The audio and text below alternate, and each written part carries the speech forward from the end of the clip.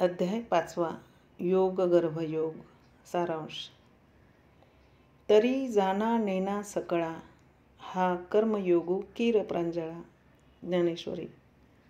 मागील अध्यायात भगवंतांनी ज्ञानमार्गाची अनेक रीतीने प्रशंसा केली, पण शेवटी अर्जुनास तू मात्र कर्मयोगाचे आचरण कर व युद्धास उभा राहा असा उपदेश केला।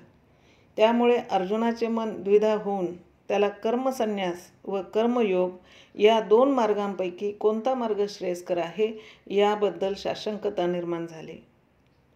या अर्जुनाच्या प्रश्नातून 5वा अध्याय निर्माण झाला आहे। भगवंताला अर्जुनाचा प्रश्न ऐकून मोठा संतोष झाला व हा अध्याय म्हणजे अर्जुनावरील प्रेमाचे निदर्शक असे त्याचे उत्तर आहे।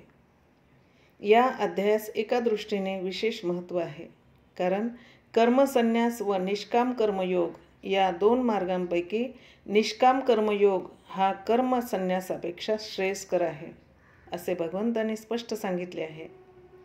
पण एवढ्यावरून भगवंताला संन्यास मार्गाची किंमत कमी लेखवायची असे दिसेल, म्हणून ज्ञानेश्वर महाराजांनी भगवान असे का म्हणतात याचे कारण संयुक्तिक दिले आहे।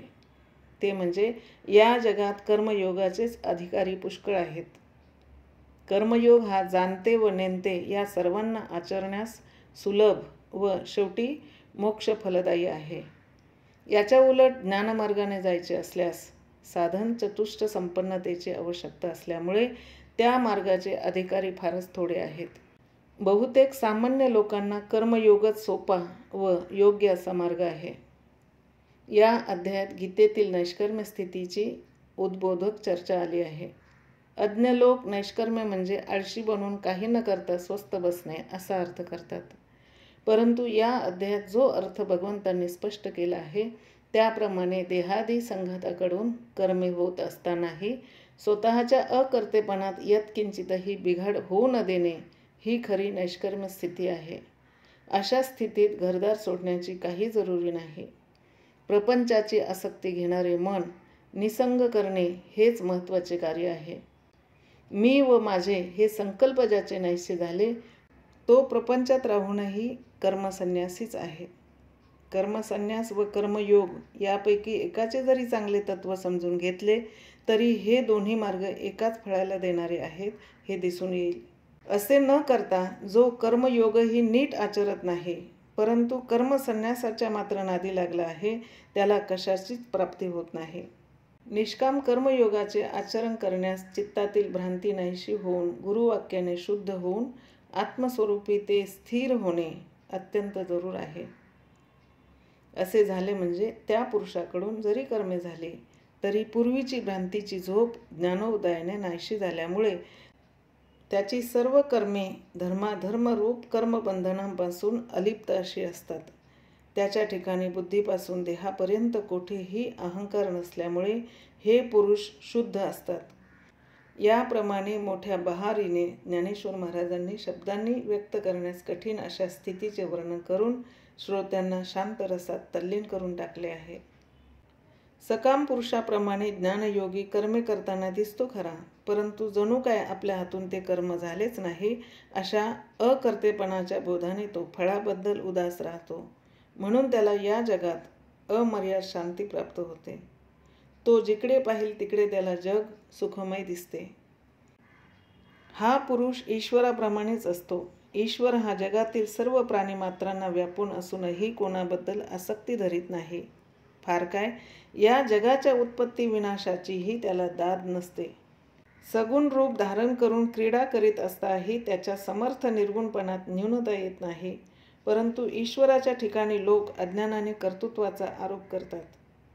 सर्वत्र सम असणारे अद्वैत ब्रह्म ते आपण आहोत असा ज्यांना बोध प्राप्त झाला आहे त्या पुरुषांना तिन्ही लोकात कोणताच भेद शिल्लक राहत नाही।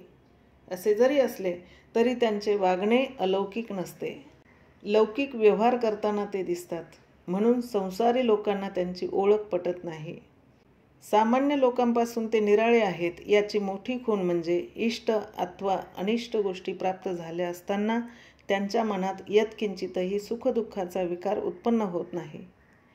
ते इंद्रियांशी तादात्म्य होऊन तद्द्वारा विषयांचा भोग घेत नाहीत।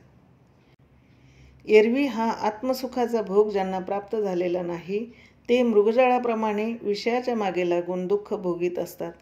परंतु ज्या ज्ञानी पुरुषांना हे विषयाचे दुःखद स्वरूप माहीत असते ते विष आहे असे मानून त्यांच्यापुढे विषय आला तरी त्यापासून ते तात्काळ दूर होतात.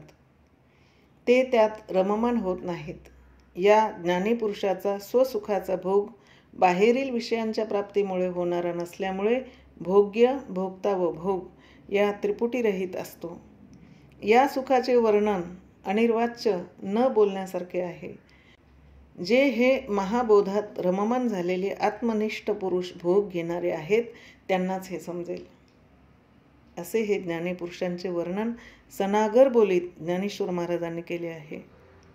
अशी हे अक्षय परम निस्सीम स्थिती कामनारहित वैराग्यवान पुरुषांसच प्राप्त होते. फार काय, ते देहात असताना साक्षात ब्रह्म झालेले असतात. योगी वैराग्याचा आधार घेऊन अंतःकरणातील विषय बाहेर काढून यम, नियम व प्राणायामांच्या द्वारा मनाच्या वृत्ती अंतर्मुख करून ते एकाग्र करून मनच नाहीसे करतात. संसार चित्र ज्यात उमटते ते मनच नाहीसे झाल्याने अहंकारादी आपोआपच नाहीसे होतात व साधक याच शरीरात ब्रह्म होतो. असा योग मार्गाचा थोडक्यात दंश भगवंताने सांगितला तेव्हा मर्मज्ञ अर्जुनाला विस्मय वाटला व त्याला तो मार्ग पाय उतार्यासारखा सोपा वाटला.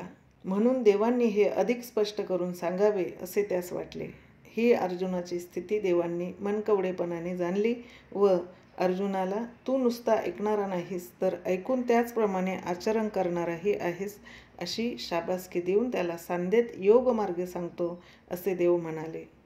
या माईलेकरातील आवडीच्या प्रसंगाचे हृदय चित्रण ज्ञानेश्वर महाराजांनी करून योग म्हणजे काय, त्याचा उपयोग काय, त्याचा अधिकार कोणाला वगैरे सर्व विषय आपला अखंड योग न सोडता देव पुढील अध्यायात अर्जुनाला सांगणार आहेत असे म्हणून हा अध्याय संपविला आहे.